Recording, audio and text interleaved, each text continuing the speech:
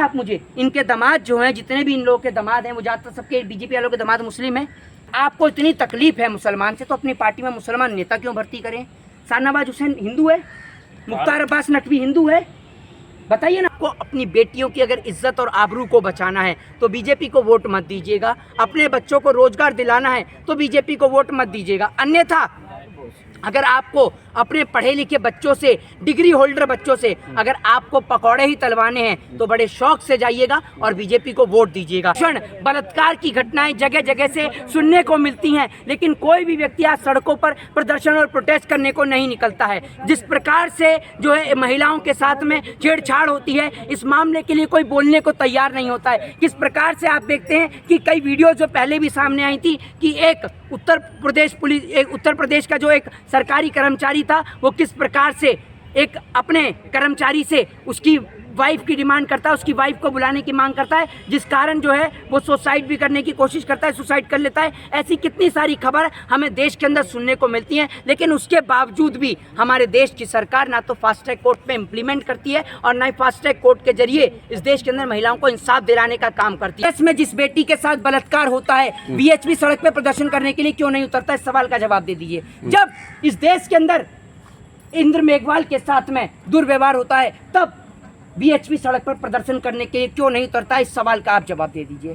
जब इस देश के अंदर एक परिवार के साथ में दुर्व्यवहार होता है यूपी के अंदर में, तब सड़क पे क्यों नहीं उतरता है विश्व हिंदू परिषद? इस सवाल का जवाब दे दीजिए। इतने हिंदू मरते हैं, इतने ब्राह्मण मरते हैं, इतने शूद्र वैश्य क्षत्रिय, मैं सबकी तुलना सिर्फ एक ही चीज़ में करता हूँ, वो सब हिंदू हैं। इतने हिंदू मरते हैं, क्या वो क्यों नहीं आते हैं बोलने के लिए बीएचपी वाले? क्योंकि बीएचपी वाले सिर्फ वहाँ पर बोलते हैं जहाँ पर देश के टुकड़ों को बढ़ावा मिले, जहाँ पर देश बट सके हिंदू मुस्लिम सिख ईसाई के नाम पर, वहाँ पर बीएचपी बोलता है। बीएचपी कभी भी हिंदुओं की आवाज़ को नहीं उठाता है। अगर हिंदुओं की आवाज़ को उठाता तो आप देख लीजिए मंदिरों के बाहर कितने हिंदू भूखे बैठते हैं।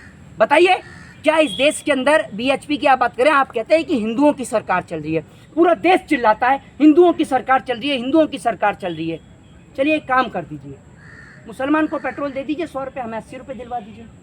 हिंदुओं की सरकार चल रही है ना, बता दीजिए ना आप मुझे, कर दीजिए आप इतना काम, कर दीजिए आप। अगर आपको इतनी तकलीफ है मुसलमान से, तो अपनी पार्टी में मुसलमान नेता क्यों भर्ती करें? शाहनवाज हुसैन हिंदू है, मुख्तार अब्बास नकवी हिंदू है, बताइए ना आप मुझे। इनके दामाद जो हैं, जितने भी इन लोगों के दामाद हैं, वो ज़्यादातर सबके बीजेपी वालों के दामाद मुस्लिम हैं, बता दीजिए आप मुझे। तो क्यों रख रखा है आपने? तो इनका उद्देश्य सिर्फ एक यही है कि आप जाति के नाम पर, धर्म के नाम पर और हिंदू और मुसलमान के नाम पर सिर्फ एक आम आदमी को लड़ाएं। मोहित शर्मा खड़ा है बिल्किस बानो के साथ जी, इंसाफ दिलाने के लिए खड़ा है, बिल्किस बानो के साथ खड़ा रहेंगे मोहित शर्मा। मैं बिल्किस बानो के परिवार के साथ खड़ा हूँ और अंतिम दौर तक खड़ा रहूंगा। गुजरात जाएंगे, आगे जाना पड़ेगा? बिल्कुल जाएंगे, और गुजरात जाएंगे, चुनाव का वक्त भी है, गुजरात तो जाएंगे, निश्चित तौर पर जाएंगे और बिल्किस बानो के लिए इंसाफ की मांग करेंगे। और इसीलिए मैंने अपने ट्विटर हैंडल पर उसी दिन ट्वीट डाला बिल्किस बानो के लिए। आप जब मेरे ट्विटर हैंडल चेक करेंगे, हालांकि मेरा ट्विटर हैंडल जो है वो एक सस्पेंड कर दिया गया, मैंने नया ट्विटर हैंडल बनाकर भी मैंने बिल्किस बानो के लिए ट्वीट करा और बिल्किस बानो के ट्वीट में मैंने यही लिखा है कि ये इस देश को क्या हो गया है, ये वो देश है जिस देश के अंदर एक बेटी को लक्ष्मी समझकर, महिला को, बेटी को लक्ष्मी समझकर, देवी समझकर